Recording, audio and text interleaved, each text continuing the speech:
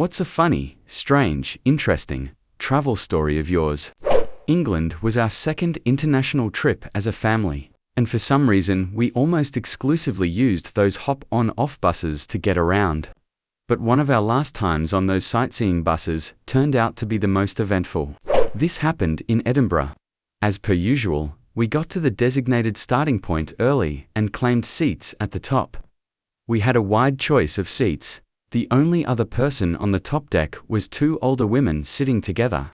I decided to sit halfway back, mainly because, at this point in a 2-week trip, I was annoyed with my family and was having a mini-fight with my sister, so I remember wanted to be further away from them. This ended up with me sitting near the older women. Our guide for this ride was a middle-aged woman, and thanked us for our patience as they waited for other people to join the bus. I watched as the guide and the driver stood outside of the bus. I was just staring forward, a bit tired of all the sightseeing we'd already done that day. That's why the loud thump behind me startled me so much. I turned backward to see a tall, shaved head, skinny man standing among the back seats, and a mostly empty bottle of vodka clanged to the floor. The old women also noticed the newcomer and whispered, "Where'd he come from?" she said, looking at me. My mind couldn't comprehend how this man just appeared, as the only stairs to the top deck were closer to the front of the bus. I slowly thought, did he really just jump to the top, or climbed up from the outside? He walked briskly to the front, where my parents noticed him. He smiled at them, and they smiled back. Then, without warning, he grabbed the tour guide's purse that she had left on her seat and bolted down the stairs. It happened so fast, my parents didn't realize what was happening, but I did. From our vantage point on top of the bus, we could easily see him sprint past the driver and guide and down the street in front of us. I remember yelling meekly, "Thief!" And that is when the guide noticed he was running away with her handbag.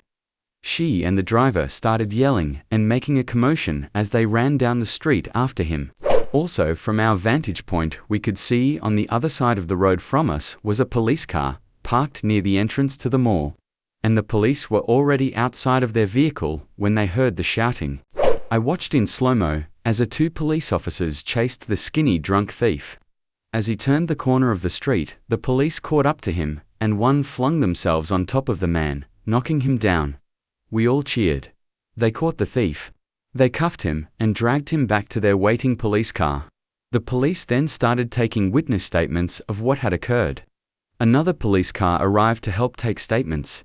I didn't mind the delay in our tour, as this was now so much more exciting. I waited for my turn to give my statement, as I was excited to tell the officer that the man had incredible jumped, climbed to the top of the double-decker bus. But it was a very hot day in August, and even more so at the top of that bus. I looked over at the suspect in the police car. The car wasn't running, so they had rolled the back window partly down so the suspect would have some fresh air, or at least, that is the good deed the police thought they were doing. Instead, the ingenious and determined thief was shimmying his skinny self out the window. Hands still cuffed, he then sprinted again past the police interviewing witnesses. Again in slow-mo, I watched now 4 police officers attempt to chase down the man. He didn't get as far, but was putting up one hell of a fight, punching officers with his handcuffed hands, kicking them with his long legs. At one point, after knocking down some of the officers, he made a break for it, and I watched as a rather fat police officer jump and body slam the man to the ground, and stayed on top of him until a police van paddy wagon style arrived. This time with bars on the windows. At this point, the officers didn't care about witness statements anymore, and our poor guide was completely shaken up. We were told we could go as the driver got on board. I looked over to see the skinny man had already fit his head and one shoulder through the vertical bars of the open van windows as he attempted to make another escape. The guide saw this, and her voice broke a bit as she did her introduction. She was still in shock and adrenaline due to the situation. As we turned the corner, we heard sirens and saw an armored police car on the way down the street we just came. The guide quipped that it maybe was for our friend. We all laughed at that. Still is one of the most bizarre things I've ever seen while traveling. I'm an American guy who lived in England for 11 months in 2015-16. My Ukrainian friend and I decided to go to EDC UK in a place near London. We had a place to stay outside of Birmingham, and the plan was to take a train to the festival in the morning and head back on the last train that night.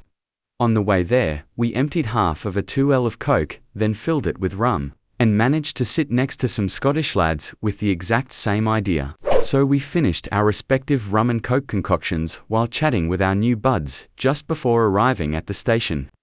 As soon as we stood up, we knew we were already pretty drunk. Once in the festival, we drank a ridiculous amount of beer and ate practically no food. The fest was great and much drinking ensued. Avicii was the headliner of the event, and we really wanted to stay and watch, but we needed to make it to the last train. The station was about 1.5 miles away from the grounds. We decided to stay for one song, then run to the station. We realized we had about 15 minutes to catch the last train, and had an oh shit moment.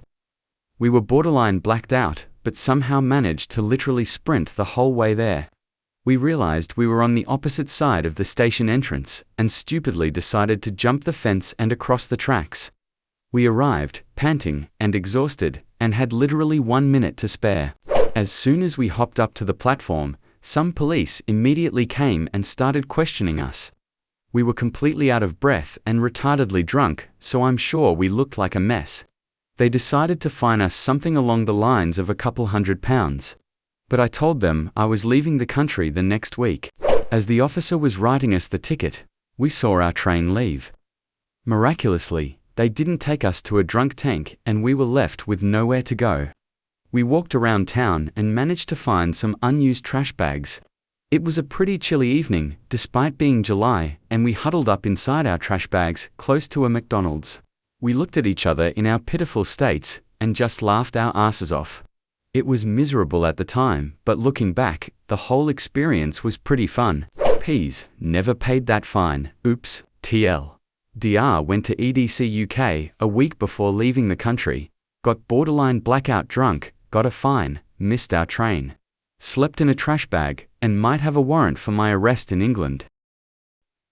Thanks for watching. Share the video with your friends and write your stories in the comments. Maybe you'll be the one in the next video.